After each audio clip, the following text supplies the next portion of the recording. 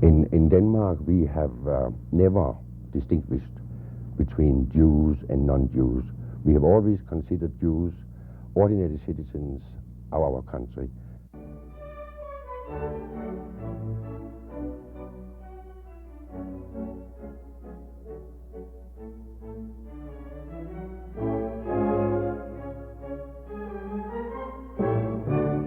These are Danes. They have done nothing wrong. They do not deserve this treatment, and we object.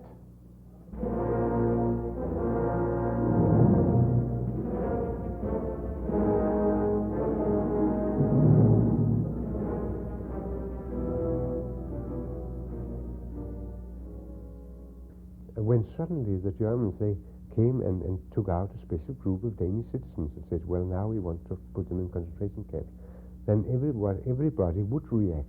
Many, many thousands could have been saved had others emulated what the people of Denmark did.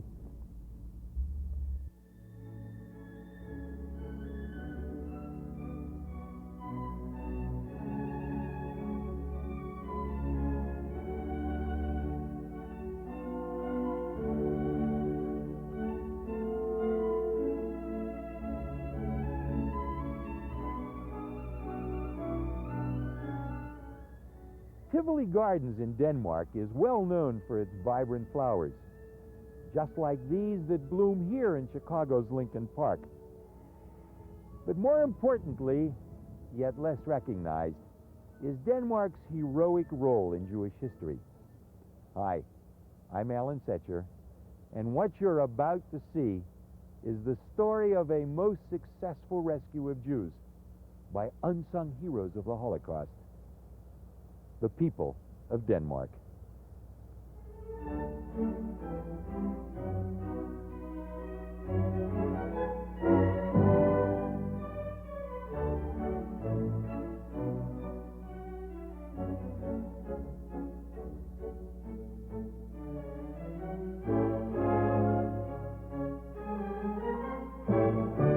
For more than 300 years, Jews have been an integral part of the Danish people. In 1622, in order to stimulate the economy, King Christian IV invited them to settle in the Glückstadt area of Denmark. His royal decree of 1641 granted the Jews permission to build a synagogue, to maintain their own cemetery, and to trade freely. Because King Christian considered Hebrew the language of God, he had the word Adonai engraved on coins, churches, public buildings, and castles. During King Christian's reign, a few Jews were allowed to settle in Copenhagen, but it was not until 1684 that the Jewish community was officially established there. In 1665, King Frederick III, an admirer of decorative manuscripts, built the Royal Library in Copenhagen. Today, the library houses one of the richest collections of Judaica and Hebraica.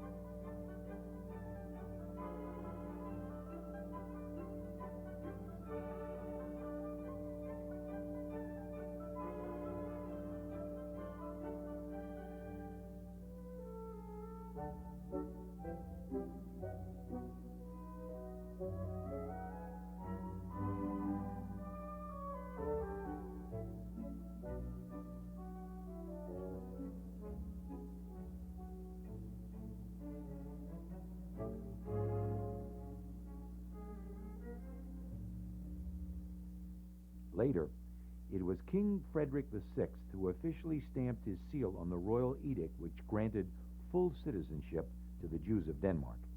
An anti-Semitic reaction to the newly acquired civil rights of Jews triggered the Hep Hep riots of 1819. Again, King Frederick intervened to defend his Jewish subjects. After he issued his civil rights decree, the Jewish community started to reorganize as well as diversify. In 1828, Abraham Alexander Wolf was appointed chief rabbi of Copenhagen. During his 60 years of dedication, he reconciled differences between the Reform and the conservative factions. A unified Jewish community formed, and until the beginning of World War II, Jews and non-Jews lived peacefully together. Oh, absolutely. Many Danes We played remember together, it we went well. to the library together, we ice skated together. Everything we did was combination. There were no Jews in Denmark. There was only Danes. And that's the thing that's so difficult to get across. There were no barriers. There were no restrictions. There was no discrimination of any kind. I mean, some people called it a church, some called it a temple, some called it a synagogue. We all Danes. In Denmark, we have never distinguished between Jews and non-Jews. We have always considered Jews ordinary citizens of our country. There has never been, like in other countries, a Jewish problem. We have always looked upon the Jews as good countrymen as the rest of us. We have had no problems whatsoever, and that is has also been the view of our governments all along, and that was also the case during the occupation from 40 to 45. That favorable atmosphere would soon change as a result of the German occupation in 1940. When Germany occupied Denmark in a sudden attack in 1940, the Danes didn't feel that they could do anything to prevent this tremendous war machine from taking over their country. But they said to the Germans, "We will cooperate in maintaining civil peace, but you may not touch our Jewish people." And Germany agreed, and Jews lived a perfectly normal life like others, normal as it could be under German occupation, the same as any other Danish citizens. When we were occupied in April 1940, from that day on, which was a very sad day in Denmark's history, because we didn't put up a very good fight. We didn't have many arms. We hadn't, I must say it, neglected our defense in between the two wars, and we were ill prepared for the attack in 1940. The German attitude towards the Danish government was a conciliatory one. They wanted to have as little trouble as possible, so they tried to cooperate with the Danish government. So they were able to work out a relatively satisfactory agreement with the Germans, who wanted the country to be intact, who didn't want to see turmoil. And part of the agreement was that the Danes would continue to be responsible for all their citizens, including the Jews. So there was no mistreatment from 1940 to 1943. They would not discriminate against the Jews so long as the Germans permitted the Danes to run their internal affairs, so that Jews in Denmark never had to wear that Jewish star. To counteract German reprisals, the Danes formed a strong underground movement. As a result, the German government withdrew their civil agreement with the Danes. Now, during this period from April 40 and up to 43, the Danish underground movement was built up, and it came to more and more clashes between the underground movement and the occupying forces. So clashes between the soldiers and the ordinary people in the street in August 1943. And it became, from then on, it became, I could say, until the end of the war, was what I would call the time of confrontation. My brother was 17 at the time, and he was a member of a group of students, an underground group that was already active before the rescue. They were printing newspapers, which also I distributed in the villages where I was, and so I was, one can say, a little involved also at that time. But what actually happened to my brother was this, that he and his fellow students, during the rescue operation, they broke into a military depot in order to get some blankets, because they needed the blankets for the boat travel. It was rather chilly in October of that year. So but there they were overrun by the German soldiers, and 6 of the group escaped, and 6 got caught. There was quite a shootout at that particular time between the Germans and the young students. And then my brother was, together with the 5 others, sent to concentration camp in Berlin, to Sachsenhausen, where he stayed until the end of the war. The Danish resistance was carried on with great bravery and great ingenuity in the latter stages of the occupation. They were sabotaging German installations, seizing arms from German soldiers, and they were also getting help from the British. The British would parachute arms and supplies to the Danish underground, and on many occasions the British bombed naval and other military installations. You can see how soldiers are being disarmed right on the main streets of Copenhagen, and I can imagine how much guts and ingenuity that required. The consequence of that uprising, as I mentioned, was that finally Germany decided that they could no longer permit the Danes to run their own internal affairs, and that's when they took over completely the governmental apparatus of Denmark in 1943. The Germans then changed their policy toward Denmark because the Danish underground had begun attacking the German troops, and they then took over the entire apparatus of government, which had been internally in the hands of Denmark. That was when the plan to deport the Jews was put into effect.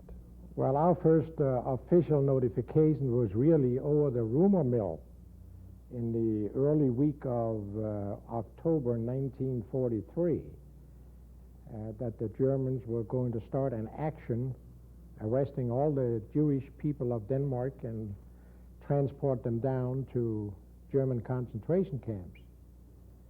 And this was not acceptable to the people of Denmark, since we essentially did not think of those people as Jewish people. They were Danes like all the rest of us.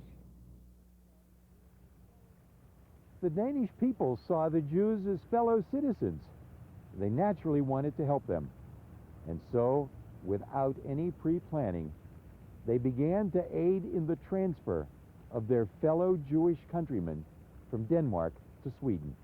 We were involved in literally rounding up the Jewish people as we could find them and have them stashed away, so to speak, temporarily in hospitals and churches and mental institutions, local jails, private homes, anywhere we could find to buy some time, since the ultimate transfer of all of those people out of the country would require some time. And at that time, we didn't know how much time. As it turned out, it was done in less than 3 weeks.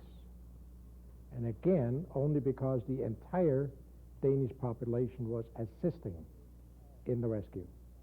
It was not coordinated at all. It was by word of mouth, by a remark here and there, by fellow workers, by fellow neighbors.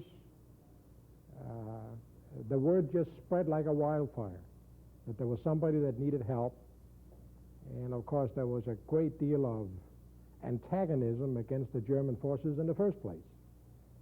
So the help was easy to get.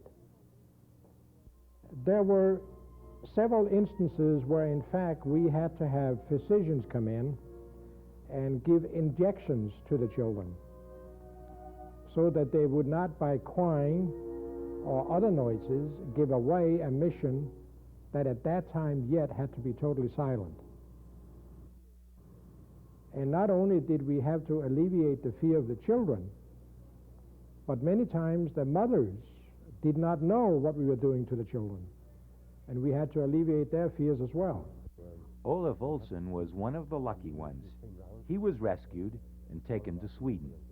I remember when we went to the boat at the harbor, I think we were at least 7 persons at the back of an ambulance. It was pretty cramped. But still, in that way, we escaped all kind of German patrols and came down to the harbor and were lodged in, that was a restaurant down there, actually, and sat in darkness, and more people came. In the end, we were 70 people waiting there in the middle of the night. I didn't really notice what happened during the journey because I was in some kind of cupboard. There was not room anywhere else for me. Still, I could be there. I was slimmer than now. And but in the middle of the sound, the boat stopped, and we thought we might be there. We were not actually. We had had the bad luck of meeting a German patrol boat. But they were, fortunately to us, very corrupt, and they were not too happy about the mission. Not all Germans were, actually. So we collected between us 20,000 kroner and paid them, which is, well, at that time it was about $4,000 or something like that, and paid them and sailed off and continued until a certain point where a Swedish boat waited. There was a fabulous organization. They knew whereabout to collect the refugees.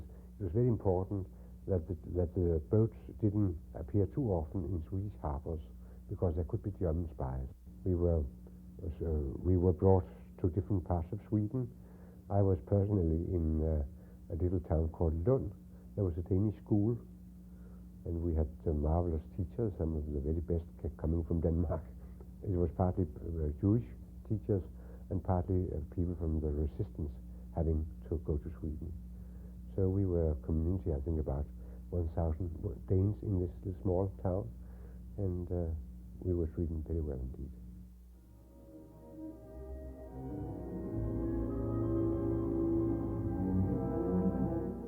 Some were not as lucky as Olaf Olsen. For them, the war marched on, leaving pain and misery in its path.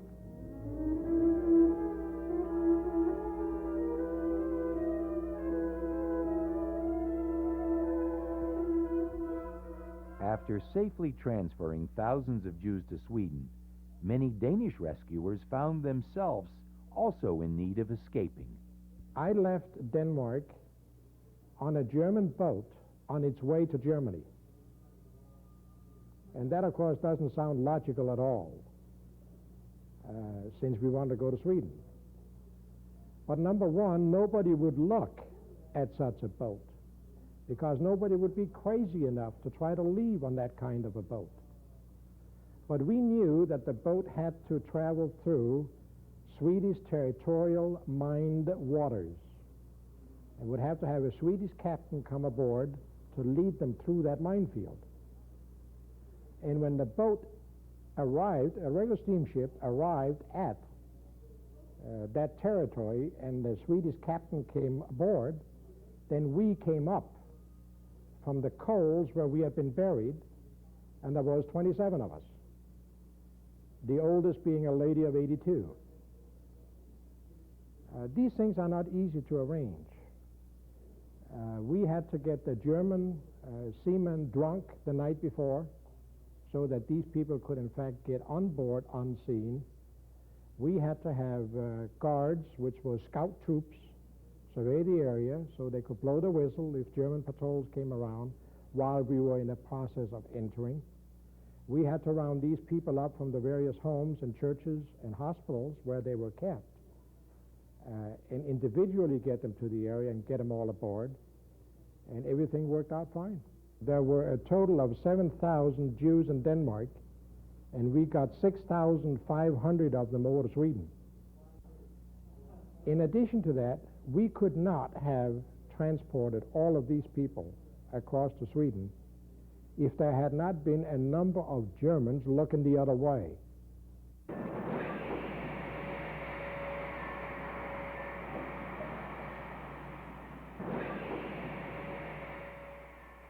Although the Danes were successful in transferring 6,500 Jews to Sweden, a few did not escape German control. Approximately 400 could not be saved.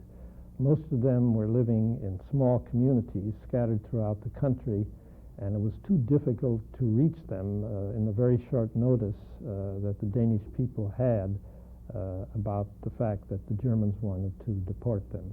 And surprisingly enough, there were also a few of the Jews who didn't believe that this threat of the German deportation was serious, and they didn't agree to go along on the rescue. The Germans, who were frustrated by the fact that most of the Jews had gone to Sweden, took those 400 and brought them to Theresienstadt, which was a concentration camp in Czechoslovakia.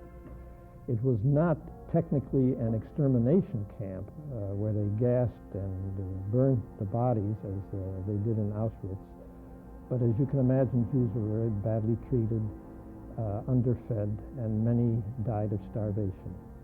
In contrast to most of those who were at Theresienstadt at that time, almost all those 400 Jews from Denmark survived. And the reason is that despite the German occupation of their country, the Danish people insisted on demanding that the Germans do not harm those Danish Jews. And they demanded and got permission, which was absolutely exceptional, to send food packages. The vast majority of them returned to Denmark. They were received warmly by the population who had taken care of their homes and their businesses, welcomed them as their fellow citizens with flowers and rejoicing. Most of them remained in Denmark because it was a country where they felt very much at home. Many of them decided to stay on in Germany with some assistance given so they could start small businesses and recreate a relatively normal life. That was a question which was debatable. Many people wondered why Jews would want to remain in Germany.